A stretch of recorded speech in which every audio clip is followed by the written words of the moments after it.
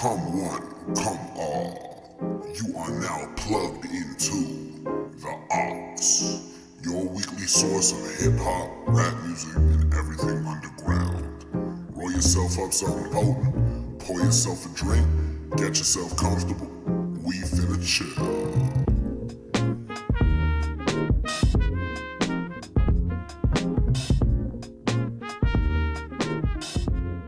Hello, everybody, and welcome to another episode of the Aux Podcast. As always, it's your boy Steelo, aka OG Homunculus, aka Erica Yakub. No. No? Okay, we didn't talk about this already, but have you seen the influx of Yakub posting? Yes, I have. Yes, Do you know what sparked this? I can't figure it out. Dude, the problem with me is, like, Yakub has been a consistent theme in my life since, like, 2016, I want to say. I wish I was kidding, bro. What does that even mean? So, okay, as always, I'm joined by Max, aka Maximilian, Sir Maxing Out on Money. We're going on a tangent right away. More important things are being talked about right now. So, when I was in my, like, mid to late teens, right? That's when I kind of started getting into, like, spirituality. As crazy as it sounds, like, not coming to terms with my blackness, but, like, learning how to love being black, because, like, I was kind of raised not to do that, not from my parents, but just from, like, the environment I was growing up in. So I personally did a lot of research into, like, you know, Afrocentrism, the Nation of Islam, Pan-African national, everything like that. And in my research, I discovered who Dr. Yakub was. And I was like, no way this shit is serious. And then I kind of went down the rabbit hole. And sure enough, Dr. Yakub, I've been intimately familiar with since I was about 15 or 16. So, like, I see Yakub posting and I'm like, yep, there they go. That's the Nation of Islam doing their thing, man. For sure, dude. And, like, it just makes me laugh because I feel within the last couple of years, there's been kind of like a resurgence of Yakub, if you will. And I'm like, bro, y'all weren't there. These scriptures were written in the 80s, bro. Like, come on now. It's wild, dude. It's wild. Holy shit. And I think the name Erica Yakub is really fucking funny. It's crazy. Yeah. I'm not going to bring up the post. No, but, like, no, y'all know the post. No one needs to see that. Y'all needs to see that. Yeah, it's really good. It's crazy, dude. It's crazy, dude. And, like, just navigating this world in suburban Ontario as someone who is, I would now consider myself to be an Afrocentrist, but I'm not subscribing to the beliefs of Yakub, bro. Like, I just can't, bro. Like, it's nuts, man. You're telling me an evil doctor created the white race to dominate the, like, what are we talking about, man? How does this relate to underground hip hop? You'd be surprised, actually. There's hella Yakubians on the underground, but I'm not gonna say it. I'm playing. That's crazy. That's crazy. Oh my! I want to say something, but I can't say it on the air, bro. I think I have an idea, so. Yeah. Oh, man, incredible stuff. Incredible stuff. It is one hell of a day already. How you doing, though, brother? How's life treating you? I'm chilling. Yeah. For sure. We're here. Definitely chilling. We're alive. We're breathing. We're getting shit done. We're having a grand old time, man. Oh, my God. You know, I let the AKAs get a little out of hand sometimes. I think that's easily the craziest one, like, without a doubt. Yeah, that was crazy. That one was nuts. That one was Erica Yakub is crazy. Like, just as a concept, dude. Like, fuck me, man. Like, because I saw that tweet and I was like, what does that actually mean? Like, I'm trying to figure out. Was this your first introduction into Yakub? No. Okay, I was trying to figure out how that. Okay, I got the Erica part, right? Yeah, that makes sense based on the video. But I was like, what does Yakub have to do with, like, with this, right? This is a white lady. I was so confused. Like, in essence, I understand, but I wasn't getting it. Like, I wasn't making the connection of That's like, why so funny. That's so we fucking call like good. this white lady Yakub. She's one of his disciples, bro. I guess. Oh, fuck. Oh, I that's guess. incredible. That's incredible. Anyways, brother, what have you been listening to this week? Oh my god. If you don't have yours pulled up, I have mine pulled up already. I got it. Sick. When I say I got it, I mean I'm pulling it up As we speak. Fuck yeah, dude. Fuck yeah, dude. Oh, it makes me laugh because every time I do these episodes, I'm like, all right, now it's time for me to do my nails and do my cleansing for the day. And I don't know why it's Type whenever shit. I start recording, but here we are, man. I got a stick of Palo Santo that I'm just fucking burning. It's a good time, man. Type shit. It's windy as fuck right now. Oh, yeah. Fucking house is shaking. It's snowing up here. Is it snowing for you down there? No, it's raining. It was snowing a little yesterday though. Word, yeah. Yeah. I kind of wish that the weather... Sorry, please, go ahead. Nah, keep going. I kind of wish that the weather would commit to either snow or whatever, because I'm fucking tired of it being like gross and pissy and mushy on the ground and like there's no snow. You know what I mean? Like just fucking commit. Snow, get that shit over with, leave the snow on the ground, and then we can be good. Then we can be happy, you know? Nope, can't have that. Not happening. Not happening. Canadian weather is fucking cooked, bro. You in January, then you Shit. can have snow. Fuck me, bro. I hope so, man. I hope so. I'm a snow enjoyer, quite frankly, and I'm tired of pretending like I'm not. I quite thoroughly enjoy when it's snowy outside. I'm a snow enjoyer, but I think second I get in the car, I become a snow hater. Yeah, And then that's super real.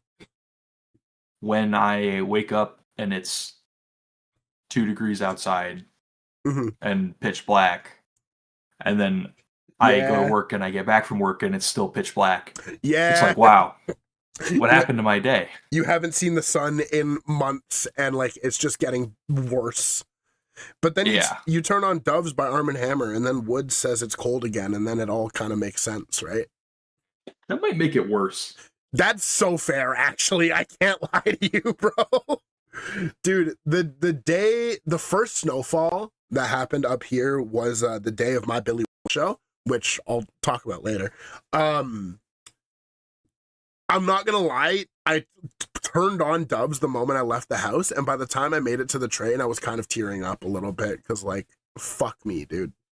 Yeah. It's real shit. Yeah. It's wild out here, bro. It's wicked. Are my nails? Anyway. Yeah, there we go. Anyways, yeah, sorry. Yep. Yep. We're normal. My number one track is still Dog Eared from the new Arm & Hammer. Yep. That song's crazy. It's so I don't know. good, man. I don't know what I like most about the song. Like That's the beats, fair. The beats crazy. I really like the elusive verse. I think this is Wood's best verse on this album, on this song. To me, I can agree with that. And then the vocals from Kapwani at the beginning of the song, with like the way she harmonizes with the beat, it's crazy. Like, I don't know where Alchemist found the sample for that synth, but like, yeah, sure, man, whatever. It's one of those ones, man, where like you really can't put a pin to what is the best part about that song. Like, it's fucking ridiculous, dude. Yeah, it's crazy, man. Yeah. It's just one of those fuck ones. with that song. It's kind of a melancholy song, like lyrically, but I just get such a warm, fuzzy feeling listening to it that I'm like, yeah, like everything's gonna be all right, you know? It's brilliant. It's brilliant. Yeah, and I think a lot of that is like amplified by the Woods verse, where it's kind of just like, yo, this person asked me this question about like, what do I feel like my responsibility is in the current climate that we live in? And I spend all of this time going and doing all of this shit. Yeah, yeah. And and she comes back and she asks me the same question and I still don't know the answer. Still don't have an answer. It's crazy, dude. Because that is kind of some real shit that I feel songwriters have to wrestle with, where it's like, what is the role of a poet in times like these? Like, all things considered, bro. It's crazy, man. It's crazy because I think that kind of opens up a bigger question of like, we as a people kind of idolize musicians to a degree and look to them for like, you know, morals and ethics and XYZ. And it's like, is that, you know what I mean? Like it kind of is a very fair question for this, not theoretical woman to ask, but like this woman though, like it's crazy, dude. It's fucking nuts, man. Yeah, it's brilliant. That verse is fucking crazy, man. That verse is so fucking crazy, dude. Yeah. Track 2, my friend. Track 2, Spiderwebbing Windshields, Boldy James and Nicholas Craven. So real. I think it was the lead single off of Late to My Own Funeral. Yeah. Which admittedly, I didn't love that album when it came out. Like, I gave it a couple listens. Mm-hmm. I think Fair Exchange No Robbery will always be my favorite by them, just because it was like so new when we heard it. Like, yes, absolutely. It was the first time they had worked together on a full project, and it was like, okay, this is crazy. It was special, dude. It was special, man. Apart from the Boldy James fatigue, you know, that it can be so easy to feel. Yeah. I think, I don't know, you got to kind of like give yourself time to listen to this, because like you do. In my experience, I only listen to Boldy James when I'm in a Boldy James mood. You know what I mean? That is true. Yeah. And like for me to be in a Boldy James mood, it's cold outside. I just got paid. I'm trying to go do some ignorant shit, but like classy. You know what I mean? Like I listen to Boldy James when I'm in the mood to smoke a cigar. You know? I can see that. I can see that. Yeah. And it's not often I want to smoke a cigar, but when I do, Boldy James. Type shit. Sorry. Track number 3 I have is Ricky by Hit Boy and the Alchemists off of their album Goldfish that came out a couple weeks ago. Yeah, right on. This album, I haven't sat with it enough to like actually say how I feel. The Hit Boy Alchemist stuff last year or in 2023, whenever the like Slipping Into Darkness and the album with Big Hit came out, I was kind of like, I don't really know what's going on right now, but I'm kind of, I couldn't really figure out how I felt about it. I love Slipping Into Darkness. That's a great song. Absolutely. And I really like the concept for the song.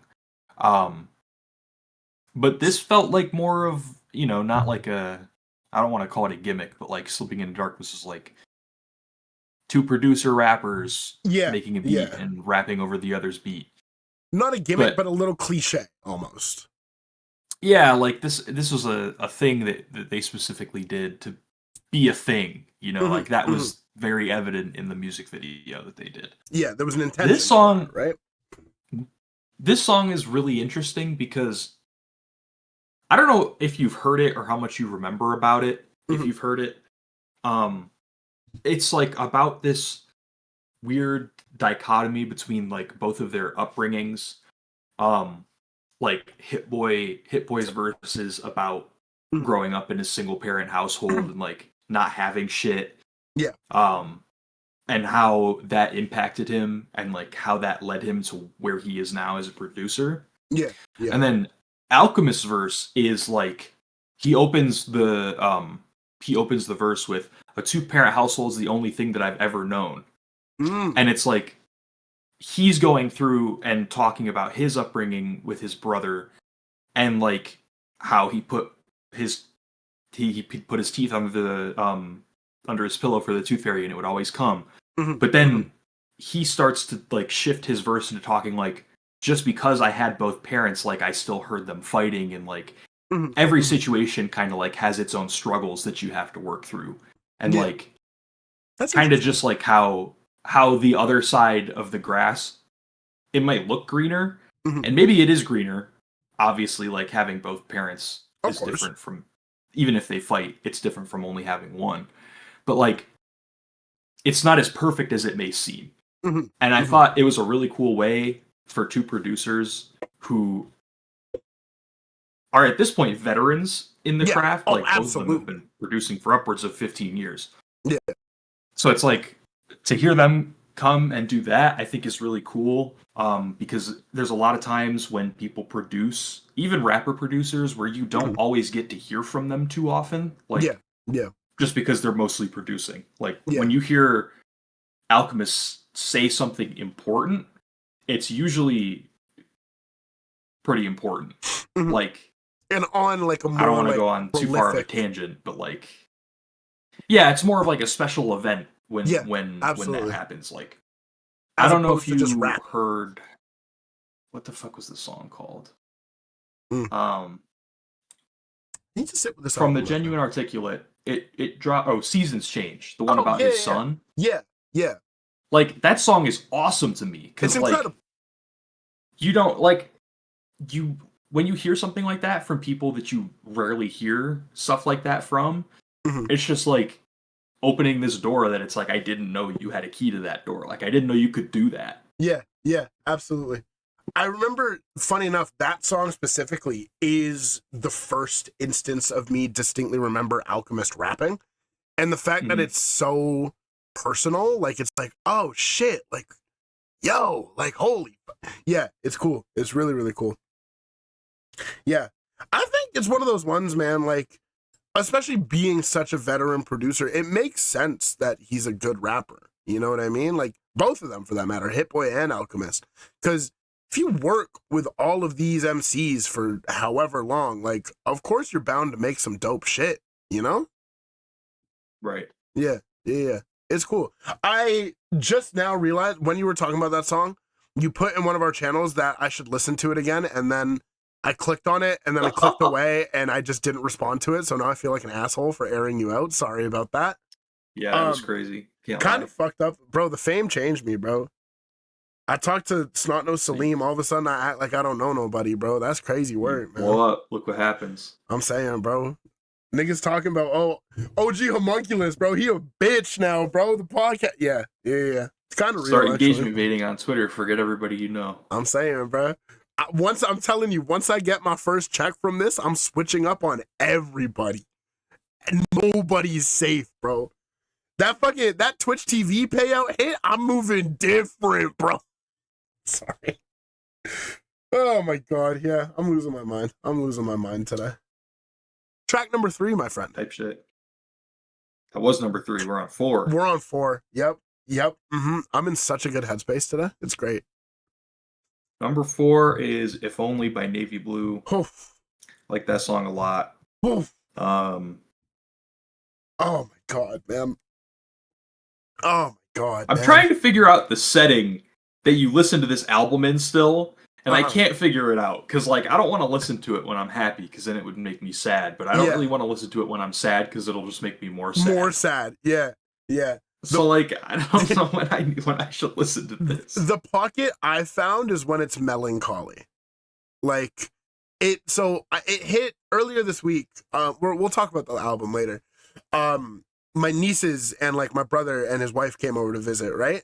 And it was like a very nice visit. It was fantastic. Everything's cool. And then they left, and then I kind of had like a melancholy feeling of, like, you know, me thinking about my relationships, et cetera, where I want to be in the future with my kids. And that was like a pretty melancholy feeling. And then I turned on the album and it just hit like fucking bro, like I had a prolific moment with it. Yeah, it was crazy. And I think that's the proper setting when you're melancholy and you're contemplating your life and the decisions that led you to where you are now. That's the crazy thing about, like, some of Navy Blue's music, like his other albums, like Memoirs in Armor, I feel like is this, like, very, very interesting intersection between, like, this, like, spiritual awareness that he has in all of his songs. Yeah. Mixed with, like, if this comes on in the car, I'm not skipping it, because it won't scare the hose. Like, It won't. Like, yeah. Red Roses comes on in the car, I'm not skipping it. That song's crazy. Yeah, absolutely. But, like, you know, some shit off this album comes on, and I'm like, I can't do this right now. Yeah, like, I need a minute. I need a minute. I don't have it in me to do this right now. Absolutely. We'll talk about it a little bit later where I kind of feel this album places for me, like, just as a concept, I guess, because I like, I have some thoughts about it. For sure. Yeah. That song is so fucking crazy, dude. Like, It really is. both beats, but like opening it up with just that like fucking like, oh my god, I think that's my favorite off the album. I'm not gonna lie. I think it is for me too. It It's really so good. feels like the pinnacle, like the point of the album. Like it's right dead center in the middle. It feels like the apex of Absolutely. like what all the writing in the project leads up to. But I'm looking at the track list, man, and like Guarararas is crazy. That was the first song I saved. Yeah. Like because I don't save off like as I go through the album. Uh-huh. But like I went back and I was like, okay, what songs did I really fuck with? And Yeah. I was like, okay, that one was the first one that made it to my playlist. Sunlight of the Spirit is crazy too, bro. Kindred Spirit. Bro, 24 Gospel, man. Oh my, we'll talk. We shouldn't talk. We'll get into it. We'll get into it. Yeah. Track number 5, my friend. Track number 5 is Spiral / Disco Outro. So real. Disco. So I real. think rap just saved my life today. Yeah. That's crazy. It's so good. Don't ask me to pick a best Mike album because I can't. No, it depends on the day, man. It could be any of 5 any given day. Like what are your 5? Show in no order. Showbiz, Burning Desire, Beware the Monkey, Disco. Yep. I don't know. I personally really like Faith is a Rock. Faith is a Rock is crazy. It's so good. Yeah. Yeah.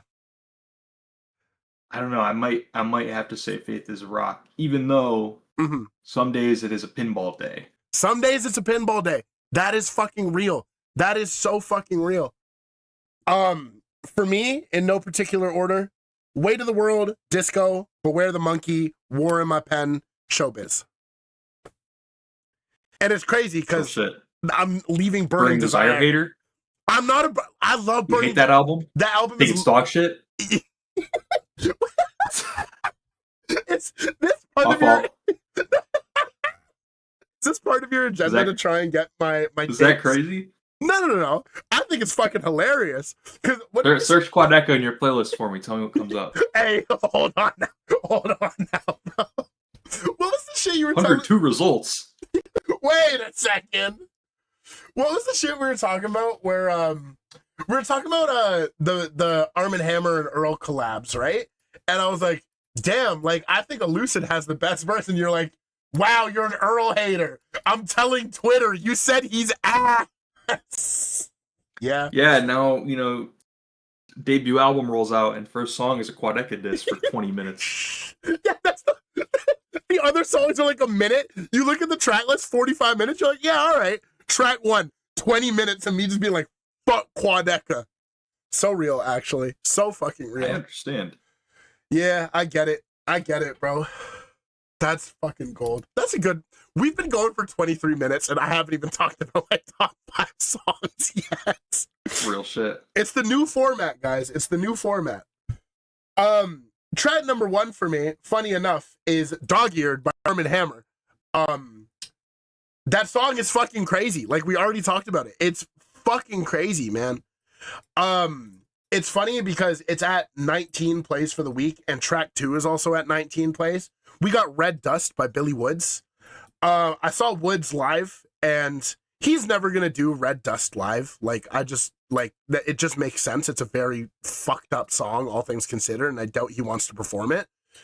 I was just kind of in a Red Dust mood. A lot of you are on my private Twitter. A lot of you know I'm fighting for my life, especially around this season. It's not the heat, it's the dust, man. It's not the money, it's the rush. It's not the weed, that's, Yeah. Red Dust, man. Track number 3 for me is Evil Genius by Nico off of his most recent album, Dance. I don't know what it is about this album, dude, but it just it gets me, man. It gets me. The production on it is crazy. It's like some Mike shit.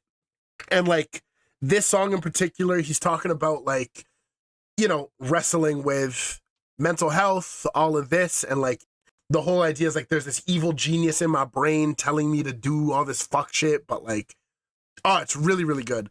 And like the production on it is fucking incredible. I've just been in love with that song. Track number 4, we got Hoodoo Miracles by Teller Banks off of the most recent Teller Banks album, Wolf and the Walrus. The Ed Glorious production, man, like, oh my fucking God. There's just a groove on that song, man. Like, it's unbelievable, dude. Yeah. And like, I'm a big Teller Banks guy just because I think he has some of the best pockets. The flow that he gets into on this song is just like, man, it's crazy. It's crazy, dude. It's so fucking good.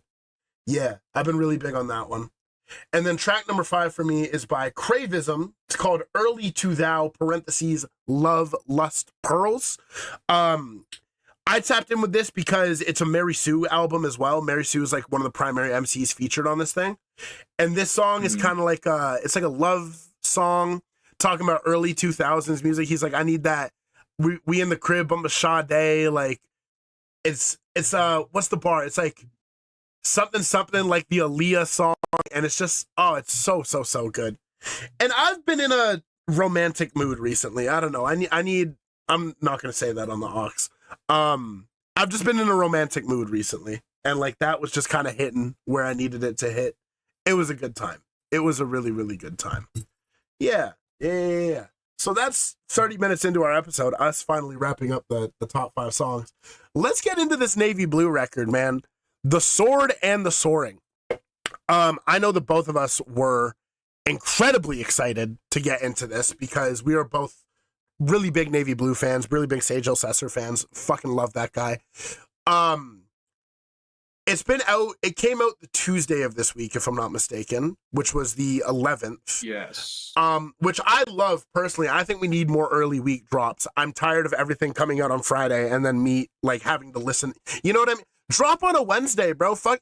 Anyways, off of about a week of listening, I feel I can confidently say this might be the best Navy Blue album.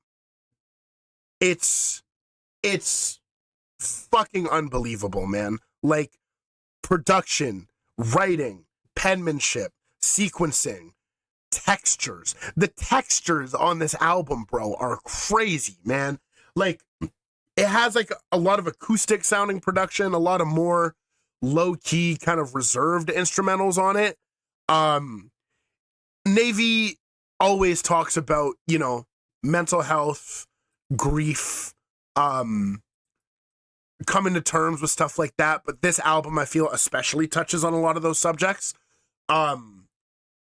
His brother Michael passed away when he was very young, and there's a lot of homages to him on there. There's a lot of homages to family, and it's a special album, dude. It's a special album.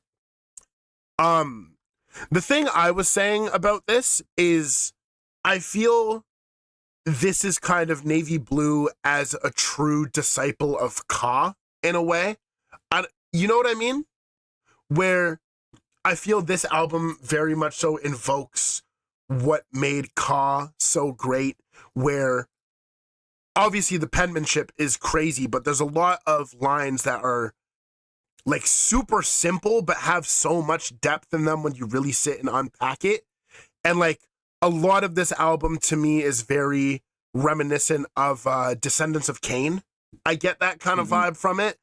And like, it's crazy because Navy Blue's been dropping every year since, I want to say 2019. But this one really does feel like a magnum opus on the same level as Songs of Sage Post Panic. But like, different, bro. Like, it's different, man. It's crazy, dude. It's crazy. And like, yeah. What are your first thoughts on it? Because we've both been sitting with this album for a bit, right?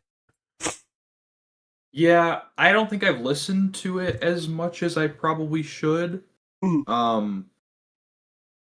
Just because, like we were saying, it's kind of hard to find a good time to sit and listen to it. Yeah. Um, Without crying. right. I think this isn't a critique or anything like that, but I think this is something that's easy to have happen Mhm. with some artists. It can be really easy to run out of ways to say the same thing, Yes. right? Yes, And absolutely. I think that's something that Navy Blue does really well, is finding different ways to present the same topics so more people can understand them. Yeah, Um, absolutely agreed. I think the simplicity in the lines on this album does a lot for that, because there's a lot of people who it's really easy to miss the points in a lot of the songs on his other albums. I think he has some tracks that we can agree would probably have fit on this project just by nature of how they sounded. Like, Oh, to absolutely. me, like La Noche feels like it could have come straight from this album. Yep. Alignment feels like it could have come straight from this album. Like, tracks like that where it's a little more like in your face about the content, right? the content of what he's trying to say is just right there, and there's really not any. There's no real way to misinterpret some of it. Yeah. Like on Alignment, he ends the song saying what he wants you to take away from it. My body, my soul, my spirit aligned, like 4 times. Like, yeah. I think it does a lot for people who maybe are not super big into. Because Navy Blue makes a breed of hip hop music that really isn't emulated by anybody. Like, I think he is genuinely one of the most unique artists that we have. A lot of artists will make anecdotal comparisons and will like talk about their individual mental health. But typically they're, it's a one song thing, and that's usually the standout of their project. Yeah, and it's like, this is what a lot of this project is talking about. But I feel like Navy Blue is one of the few artists who is not afraid to take a lot of those songs and put it into a whole project. Exactly. Yeah, absolutely. Because I don't really know. Like, every time I hear a new Navy Blue album, I always ask myself, okay, like, what is he going to make next? Because it's kind of hard to foresee the topics that he's going to expand more on based on his previous music. Yeah, absolutely. Because a lot of it is about not. I don't know. I think his one thing. I guess I'll kind of stop talking with this. One thing that Navy Blue is better than anybody else in the world at, to me, is giving and painting sort of a picture of his family situation and things in his life without using specifics. A lot of the concepts that he talks about are like, my father thinks this of me, and I think this of my father. But he very rarely gives any specific information about how that comes couldn't about, relate to you. Or like, he's very good at making relatable music because his music is so available for anybody who's in those situations. Yeah. And it's kind of inherently vague to a degree where the pen kind of doesn't allude to anything specific. So it kind of adds that degree of relatability, because it would be one thing, for example, on like I think on Good Hands, which is like one of my favorite songs ever, where he's like Michael's still deceased and my father in denial, where it's like that is such a serious personal topic, but the way he presents it makes it seem like it really could just happen to anyone. You know what I mean? And like even on this record, there's a lot of moments where like he talks about that, and he talks about like on I think it's on If Only, where he talks about like not being able to show up for his partner, right? Where Mhm. obviously there's really specific things that happen there, but the way he presents it is just like if only I could love you better. And like, bro, like fuck, man. You know what I mean? Like that's real shit. It's relatable. And I think him as a writer is one of those ones where like you have to acknowledge how brilliant he is at presenting these ideas and talking about insanely personal subjects of, you know, grief, loss, depression, addiction, etc., like incredibly personal issues that are kind of presented in almost like a blanket kind of way where it's like anyone who has even like remotely struggled with this can listen to it and take something from it. You know what I mean? Like it's nuts, dude. It's nuts. And like I think I saw an interview that Woods did. I don't know how old it was, Mhm. but it was about a similar topic of like, how do you feel when people take your music and your writing, your Mhm. interpretation of those, and they apply what it means to them? Yeah. Like, Yeah. how does that make you feel as an artist? Because to some degree, you're trying to tell a story, Mhm. and maybe you have this intent behind what you're saying to try to be like, when I say this, I'm alluding to this event or thing in my life that happened. Mhm. Mhm. So, like, when someone's like, "Oh, I think this means this to me," how does that make you feel knowing that this was sparked by like a specific moment or thought that was provoking to you? Mhm. And I remember he said, "What's the point of making music and sharing it with the world Mhm. if you're not okay with people taking what you're saying past face value?" Yeah. Yeah. Because Absolutely. at that point, the music has done everything for you that it will do upon creation. You don't Mhm. have to share the music to get those feelings of like validity if you're not okay with people. Maybe not okay, but if you don't accept that some things are going to mean different things to different people. Mhm. Mhm. um and I think a trend that I've noticed in a lot of people who, a lot of artists who share their more vulnerable thoughts in their music, Mhm. um, and are more open to being open on their music. Mhm. Whenever you see them interact in interviews or on social media or in even in concerts, a lot of them are very, very receptive and like approachable to and by their fans. Yeah. They will Yeah. thank people for telling them what their music means to them, Mhm. because Mhm. to some degree they understand that this music I make, yes, I made it for me in the moment, but like this has an impact on people's lives. Mhm. And who am I to say this thing that's out in the ether that I created can't mean something to you? Mhm. Mhm. Absolutely. If I can interject, actually, perfect segue. A week ago, I saw Billy Woods live, right?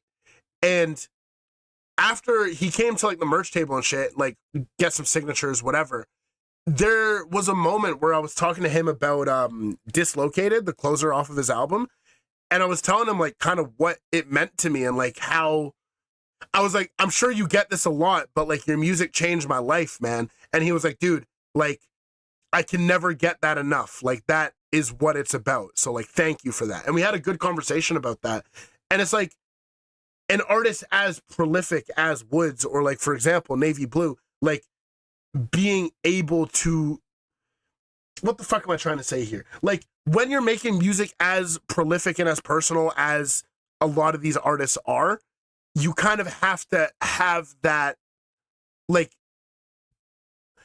I can't put it to words, but you know what I'm trying to say, right? Like you're bound to have people interpret it in different ways, and you're bound to have incredibly personal meanings to songs that when you're writing it, you had no idea that some fucking big light skinned nigga from Ontario is gonna be like, this shit changed my bitch ass life. You know what I mean? Like, Mhm. yeah, it's crazy, dude. It's crazy. And I think this album in particular, like with this Navy Blue album, I mean, is like one of those ones where, dude, it's fucking brilliant, man. And like, for me, like listening to If Only, like we're talking about this song quite a bit. It is my favorite cut off the record.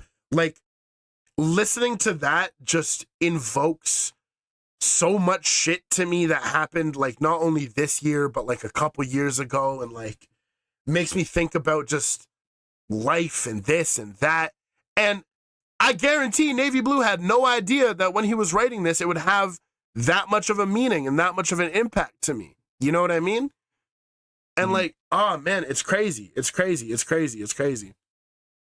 This album is special, bro. Like, this album is special, dude. Yeah, it's nuts, man. It's nuts. I think it's one of those ones we have to have a conversation about. Like, I know a lot of people, like, we're talking about like Boldy James fatigue to a degree. A lot of people who I've spoken to kind of have the Navy Blue fatigue, where it's like he's kind of doing the same thing on like a lot of his albums. Like, he's not really doing, he's not really doing much to switch it up. He's not really doing anything too boundary pushing, too crazy. I think this album is the switch up. You know what I mean? Like, for the people, me personally, I love all of Navy Blue's music. I can go back to any of his albums at any given point and enjoy them thoroughly. This album, I think, is going to be the separator for that, where it's like, yeah, like, this is like, it's the one, bro. It's the one. It's crazy. It's crazy. It's crazy. We're kind of talking in circles at this point. Listen to The Sword and the Soaring if you haven't. It's fucking brilliant, dude. True. It's fucking brilliant. Like, man. It's, it came out throughout the week where I was working, obviously. This album, as like a transit album, as I call it, where if I put it on as I leave my house and then get on the train to go into the city to work, works fucking brilliantly as that. Like, it's, oh my God, dude. Listening to Guaradaras as I see the train pull into the station and it's still dark outside, like, that shit awoke something in my soul, bro. Like, oh my God. Oh my God, dude. Sunlight of the Spirit is crazy. Fight On is crazy. 24 Gospel with the Earl feature, the only feature on the album, crazy. Here and Now is fucking ridiculous. The Closer, literally every song on this album is fucking brilliant, I think, personally. It's crazy, dude. It's crazy. Navy Blue, you've done it again. You have done it again. Yeah. That's pretty much everything I have to say about the album. Yeah. I guess that kind of relatively segues into what we wanted to talk about this week. It doesn't really segue it at all, but fuck it. I'm biting Trey does. I'm trying to be the transition guy. So there's another podcast in the underground hip hop space, What's Up with the Minutes, of Trey Does, Mega, and Kosi. They just dropped an episode with Ratman Gavin where one of the topics they were talking about is like social media and kind of as a discussion platform for rap music and kind of the dangers and the benefits to that, which I have some opinions about because, like, me personally, that's kind of the primary way that I engage with rap music and I engage with the underground, where, like, this whole shit that I'm doing right now would not exist without Twitter. And, like, a lot of the artists who I'm tapped into right now and I love, like, I wouldn't have found out about them if not through Twitter. And if not directly through that, then, like, connections I made by extension of that. You know what I mean? And, like, I feel we can't really discredit social media as a tool in that sense. But at the same time, it is a really slippery slope because there's some fuck shit that goes on that website as well. You know what I mean? And I think kind of the discussion I want to open up is like, what the fuck am I trying to say here, bro? See, it's crazy that I host a podcast. I don't know how to fucking speak, bro. Like, with the rise of social media and with the accessibility of social media as well, you get a lot of people on there who, I'm gonna keep it a stack, be on that bullshit. But at the same time, are we going to condemn the entire platform from being as useful as a tool as it is just because some people are dickheads? You know what I mean? Because I feel I'm way more chronically online than you are, Max, where I be engagement baiting and I be fucking on Twitter a lot compared to you. Mm-hmm. I want to know kind of like your perspective of that, where you don't partake in the discourse. You don't, I don't even, truth be told. But like, do you think social media is as important as I'm making out to be in the discussion of like hip hop and finding out, you know what I mean? I think as anything online, you should be okay. I'm wording this terribly. As you should with anything you see online, you should, before you engage or even think to feel anything about it, you should consider what information do I care to get from this, and how am I going to let it affect me?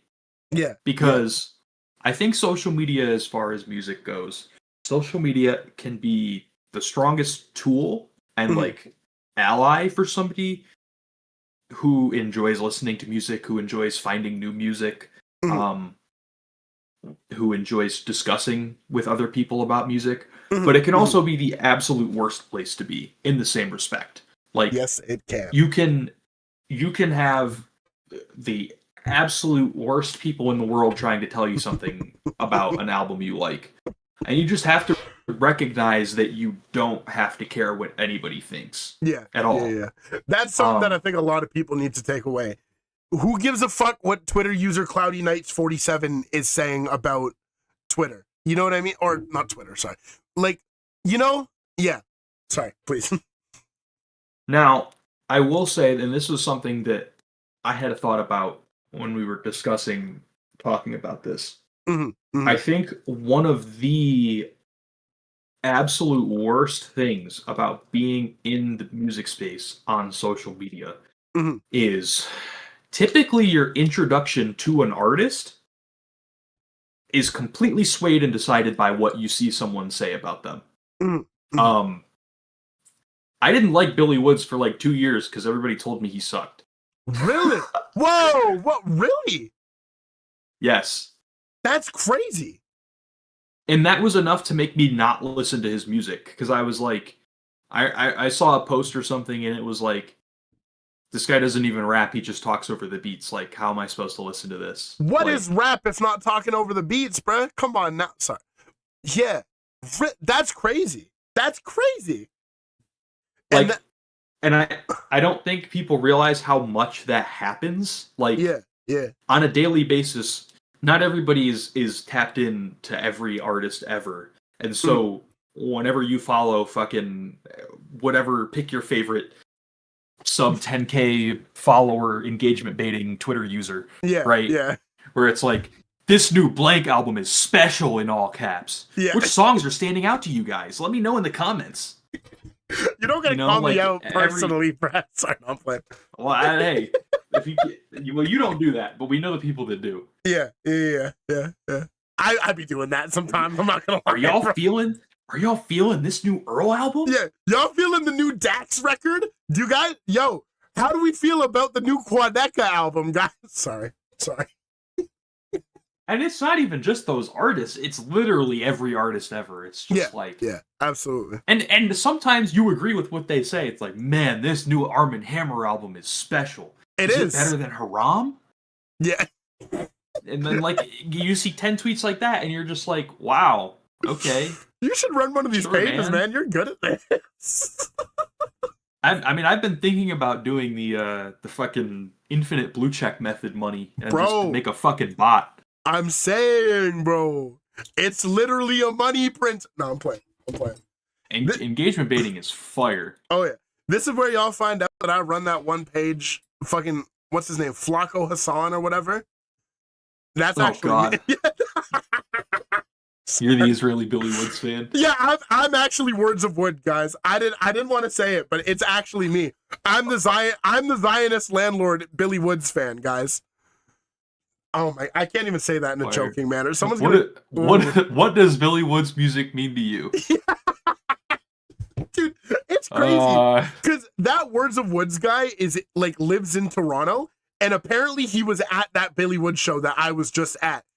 That he walks among us, bro. Like, I'm fucking terrified, bro. That's crazy, man. Yeah. But no, like it really is one of those ones where you can't, like, you see posts like that, right? Like, I look at those blue check posts, and then they're posting about this album, like, yo, I'm really feeling this record, blah, blah, blah. I don't know if they're getting, like, you have to take it with a grain of salt. I don't know if they're getting paid under the table to talk about this shit. You know what I mean? And, like, a lot of the times that's the case. So it's like, how can I trust your opinion when you don't give a fuck about this album? You're just getting a check to talk about it. You know what I mean? And like, Yeah. I don't know, bro. I don't know. It really is a slippery slope because you get shit like that. But for, like, perfect example, if I wasn't tapped in with the social media shit, I wouldn't have found out about Nakama and Everything Burns, which is, like, easily one of my favorite albums this year. And, like, everyone who I've seen speak about it it's come from a place of sincerity. It's come from a place of genuine. Jesus Christ, that's not a sentence. But, like, it's come from a place of genuine love. And it's like, without social media, I wouldn't have found that. But also, to a degree, I need to wade through fucking, like, walls of text from these blue check accounts talking about that new Dax record is crazy, guys. You know what I mean? Like, it really is kind of dicey. And that kind of opens up the thing where it's like, Twitter, that's a platform. Instagram, that's a platform. Then you have, like, these Discord servers, you know what I mean? And, like, you have, sorry, hold on. Do you have red onion? I need to edit this episode a lot. Do you have red onion and squash for the beans already in the sofrito? Perfect. I'm making beans tonight, bro. It's getting serious. Shit. But you get places, like the Rap Music Plug Podcast Discord and, like, Secret House and, like, even to a degree, like, our Discord, you know what I mean? Where you get these discussions about hip hop and you're able to interface and you're able to find new recommendations and shit like that. And, like, that's also a slippery slope because sometimes these Discord servers be fucking crazy. Ours is kind of the perfect example of that. But at the same time, it's like, where else are you really going to be able to find these places that that have genuine discussion and have genuine, like, love for the game, for lack of a better term. You know what I mean? Yeah. Cause, like, fuck, bro, like, I'm not gonna lie to you. I'm fucking tired of going on Twitter and seeing niggas talk about this Dax album. I don't know why Dax is the artist I keep going to, but, like, you really can't take that as it is. You can't take it at face value, you know? I don't know. Yeah, and I think, okay. Mm-hmm. The question becomes, right, do we want people to be comfortable enough to still talk about the things that they don't like on social media? Mm-hmm. Mm-hmm. See, that's the thing, because I personally don't. Like, there's a lot of artists, or not a lot, but, like, there's a handful of artists, there's a handful of albums that I've listened to that I really don't fuck with. Not that I hate them, but, like, I just don't like them. They're not my thing. I actively choose not to talk about those things because kind of my mentality is, like, there's no point in spreading negativity. You know what I mean? Like, if someone were to ask me about it on a public forum, it's not that I'm going to be like, I'm not talking about this. You know what I mean? Like, save it for but I think, me personally, to a degree, I don't care if anyone else talks about shit that they don't like, unless they're just, like, spewing from a platform of hatred. But I'm never going to talk about things that I dislike because I don't see a point in it. You know what I mean? That's just me, though. That's just me. Because I mean, I think at the same time, though, mm-hmm. there is this kind of, like, it depends on, again, like, having the capability of, like, analyzing what people say mm-hmm. and mm-hmm. figuring out what they actually mean or what their intentions are, whether they're getting paid to share their opinion, or it's coming from a genuine place, or they're just saying things because they don't want to be mean, you know. Whatever the case may be, right? Like, you need to be able to pick apart why someone is saying something specifically, because if you're going to use social media as a tool or as a platform, someone may lead you to think that something's way better than it actually is. And then you're kind of in this situation where it's like, okay, why did someone say, like, yeah, this was cool? Yeah. When, like, it was fucking dog shit. Like, yeah, just, like, don't say anything then. Because, like, I think, and I'm not trying to say we need to fucking get rid of the underground hip-hop platform. We kind of But a lot of people... okay, that is true. But a lot of people will gas up some shit just because their friend made it or it's underground. And I understand, you want to give people the best chance that they have to get popular and to have their music get bigger. Yeah. But at some point we need to draw the line where it's like, if I don't see the vision or like, I can't even appreciate the effort that went into this. Yeah. Then why the fuck am I going to Why would I share it? Yeah. Yeah. Like, at that point, and I agree with you, I think at that point, you just don't say anything. You don't shit on it, but you just don't say anything. You don't speak on it. But that's where this, like, paid promotion shit, like, gets so bad, is, like, people just, like, are so focused on just making money off of shit and, like, everything being profitable that, like, you get paid however much money to make a promotional post about someone's fucking album that they made on their Xbox 360 Connect microphone. And it's like, dude, I understand, get the bag, but like, dude, you can't be telling me this is good if this is what it is. Yeah, yeah. And I 100% agree.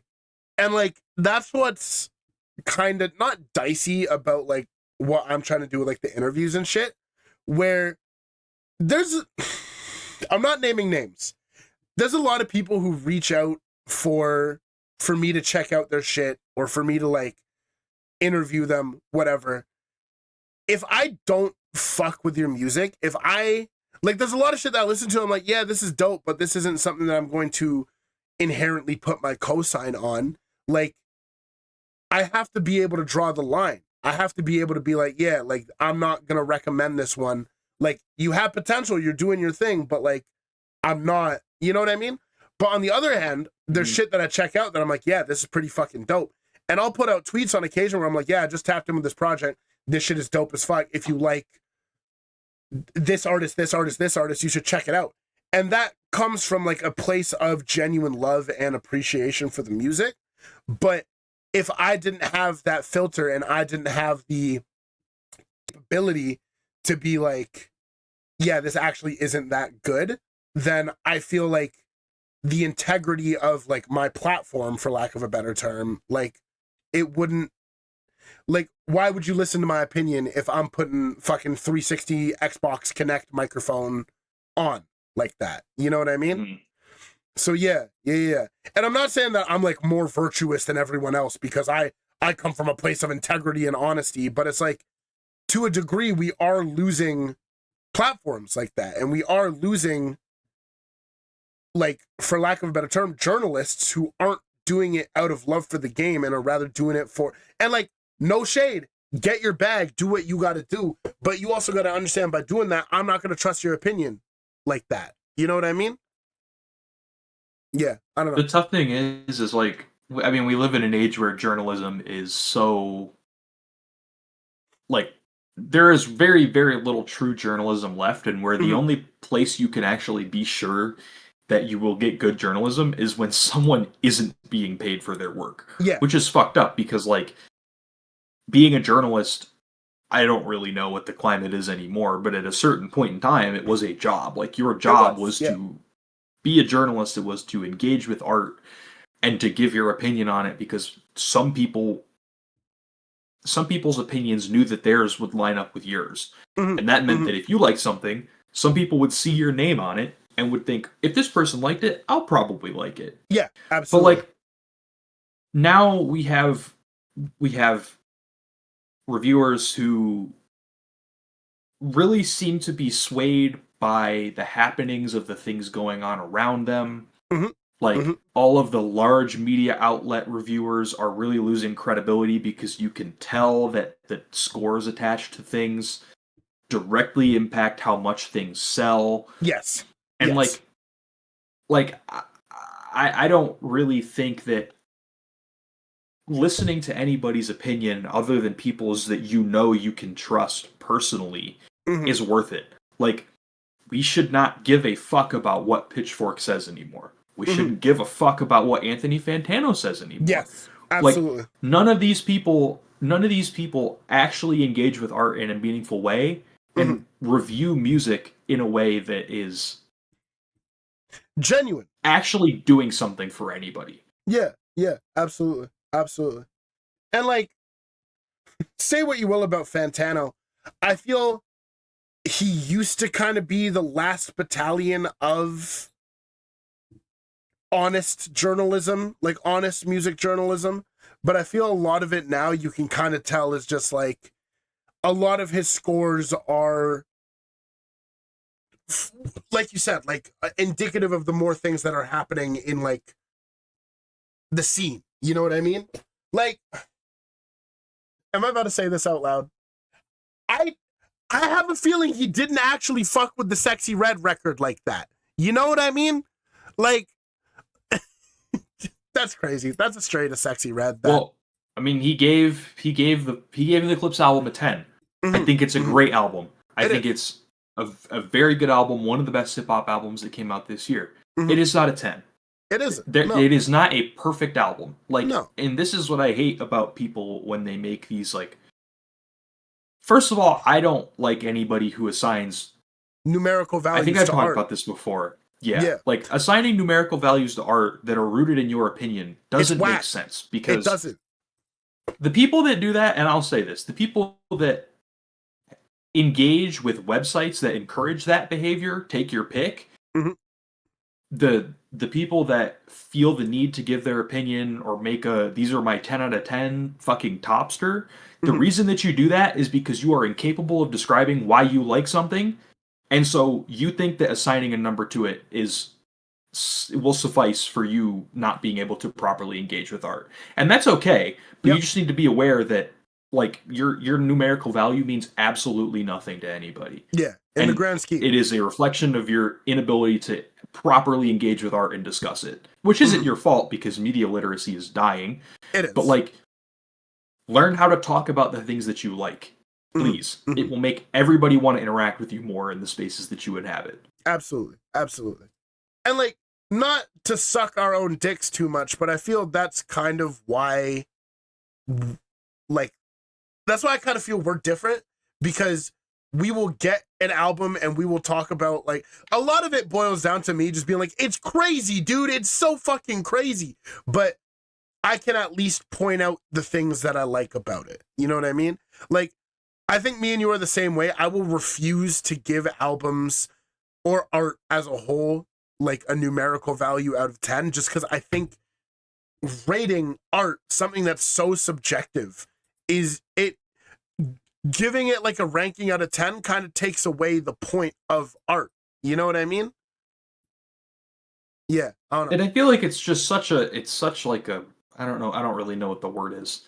It's such a disingenuous way to interact with the art too. Yes. Because, like, there are people, and I think it's a lot of people who do this, like, the culture surrounding this of people who will hear an album and immediately have to record what they thought on their first listen in a numerical score. And it's like, if you took that time to sit and think about what the artist was saying, maybe, just maybe, you would have actually had an understanding of what the artist was trying to say, rather than, like, okay, this reminds me of something else. Oh boy. I don't remember where I found this, but yeah, someone was like, it was when the new Arm & Hammer came out, and I don't remember where I saw it, but someone was like, maybe I even mentioned this last week, but someone was like, people only like Billy Woods because Pitchfork told them to.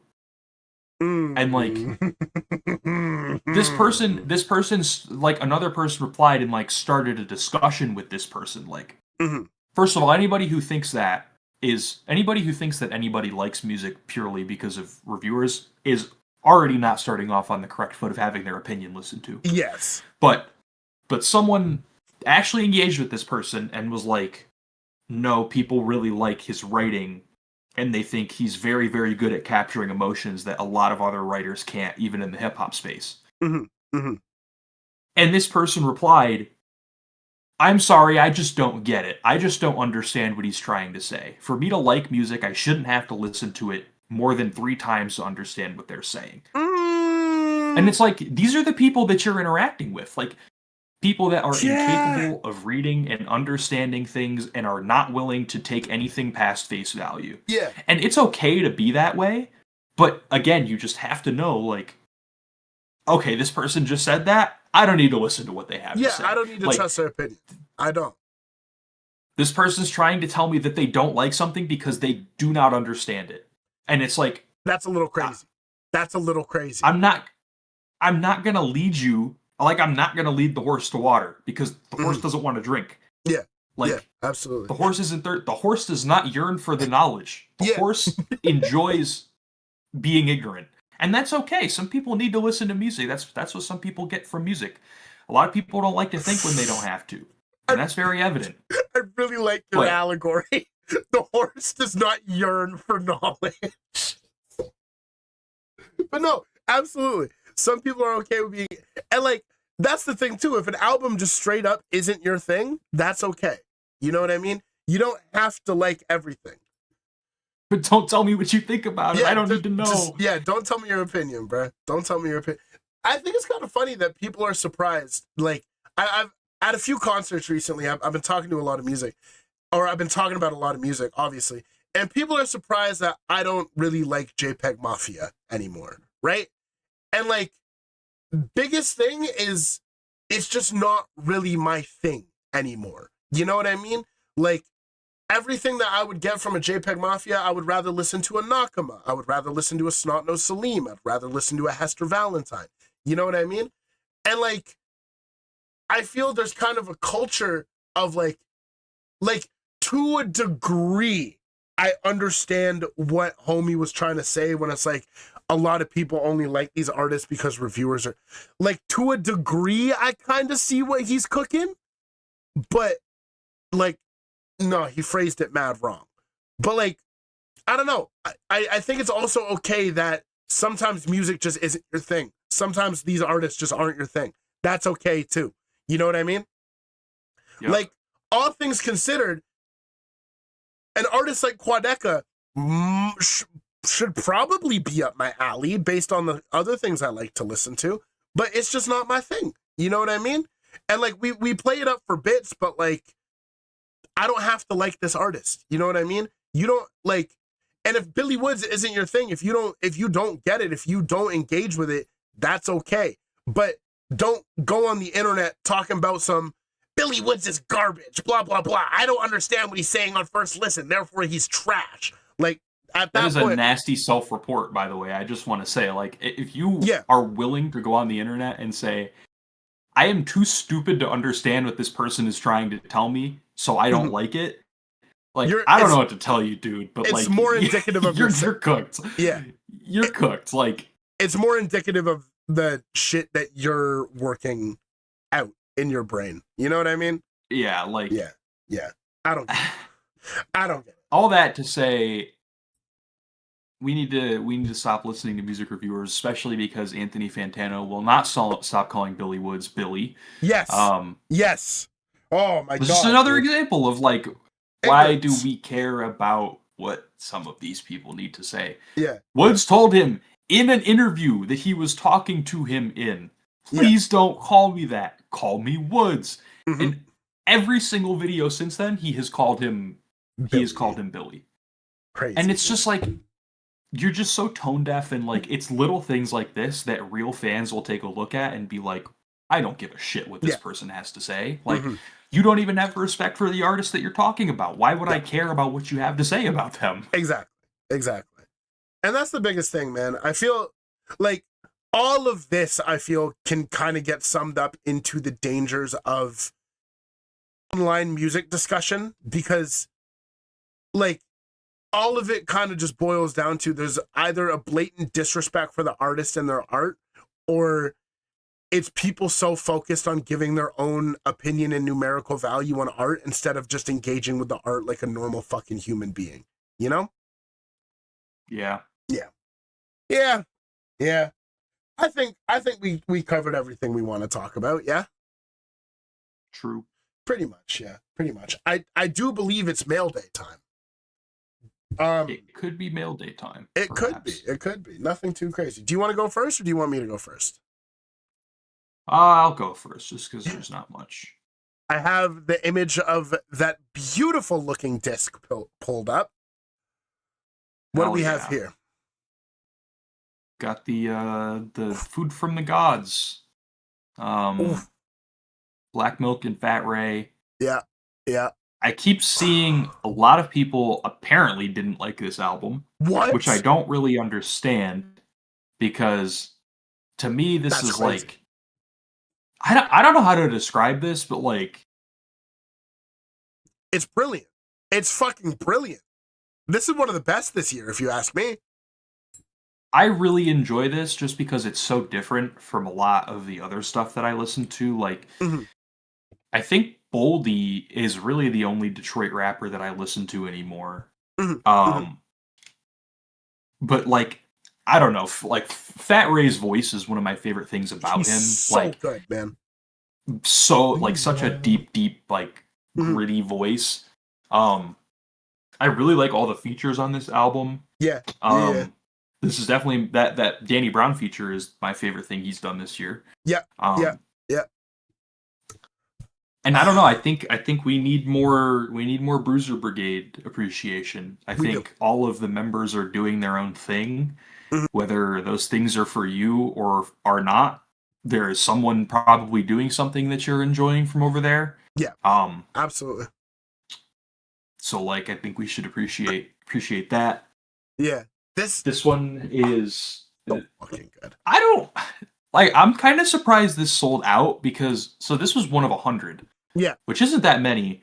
But what I bought this for like about what it would have been had I bought it straight from like the original website. Oh, really?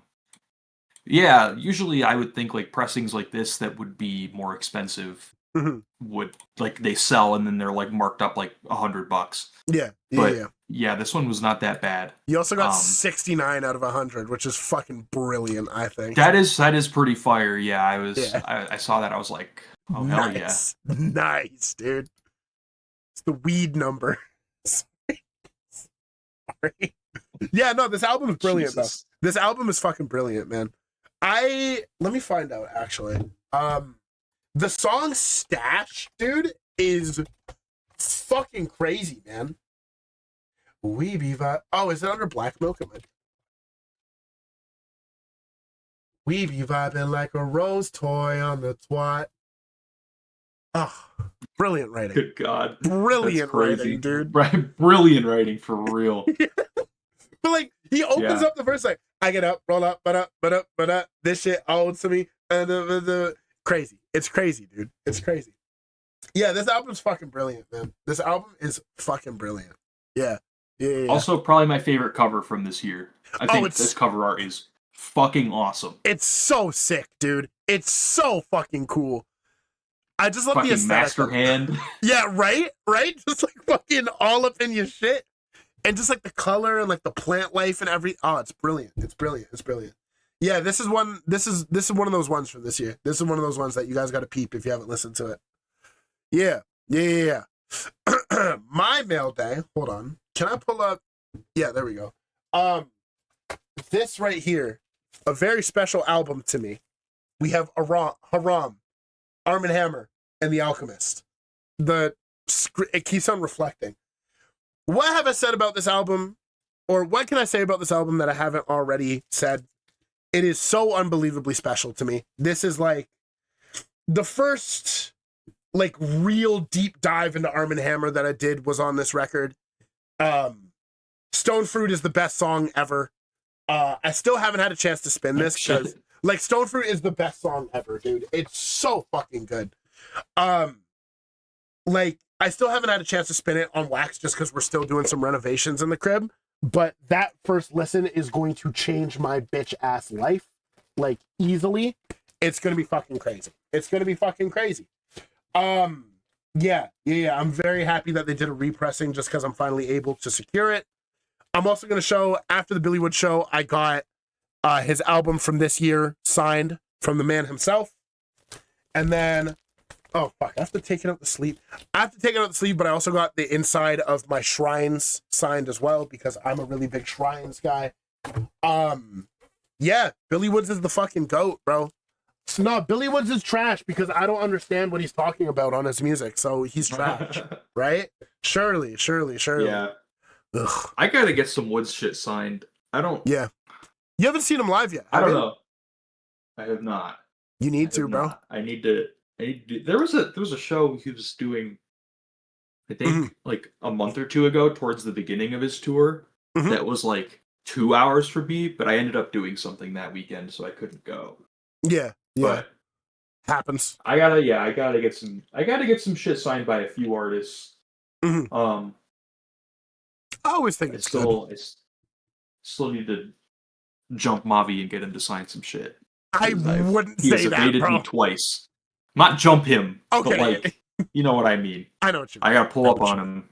Yeah. I gotta wait outside the fucking back door of the venue for the third time. Yeah. We'll do it again this time, because that was the first time we did it together. That sounds weird, I'm sorry. Not fruitful. It wasn't. We stayed until like fucking 11:30 just outside in the fucking September ass weather, bro. It was a time. I think that's it for this episode. I reckon we've been going for a good chunk of time. Album recommendations. Do you have yours? No. I have mine. I have been speaking about this album for some time now, but we have Voice Memos from a Winter in China by Mary Sue. I can't put into words how much I love this album, dude. Like, especially with it getting colder outside now, like, it just fucking hits, dude. Like, all the production on this thing is fucking crazy.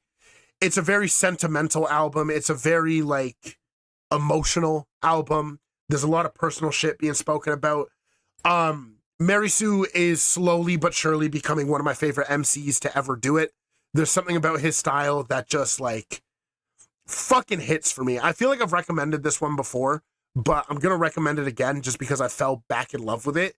It's fucking brilliant, man. And it is criminally underrated, dude. Like, the streams on this thing need to be way higher, man. Like, it's fucking crazy. It's so good. Like, bro, the song Expired Toffee, he's rapping in Mandarin. I don't understand Mandarin, but that's one of my favorite cuts off the album because of the sheer fucking emotion in it, bro. Like, it's, oh man, it's crazy. It's crazy. This is one that you guys need to listen to, I think, personally. Yeah. And do you have your album? I do. Tell me. We talked about it briefly yesterday. This is a preview for an upcoming mail day. I don't know when it'll be, but everybody should go listen to Fun Toy by Sideshow this week. His album from last year. We need new Sideshow. It's time. It's been a year. This album is brilliant, dude. This album is fucking brilliant, man. Sideshow's the GOAT. It's so good, dude. How to Kill a Man? That beat is crazy. It's fucking nuts, dude. LL Cool J with Cousteau? Nuts. Too Good T Gray? Nuts. Yeah, this album's crazy. It's so I'm really excited to get it in the mail, because this is one that I feel like you can really just play front to back and just fucking enjoy it. To. Yeah, absolutely. I need to revisit this. One for sure. Yeah. With that, I think that's everything that we wanted to talk about. I think. True. Yeah. I'm out of things. I'm also out of things. I need to edit this episode because it got really cursed midway through. But that's okay. That's okay. That's okay. Thank you guys for listening to the Aux. We appreciate you as always. Yeah. I don't think there's anything else I need to say. Yeah. I'm content with that. Thank you guys for tapping in. We appreciate you. Like, comment, subscribe, all that shit. If you listened all the way through, we also appreciate you. Yeah. Nothing else really I want to talk about. I think we're good. Let me do my little outro shit then. Let me do this. And I'm not even gonna fucking deaf it, bro. Fuck it. Oh, that's so fucking loud. Oh my god.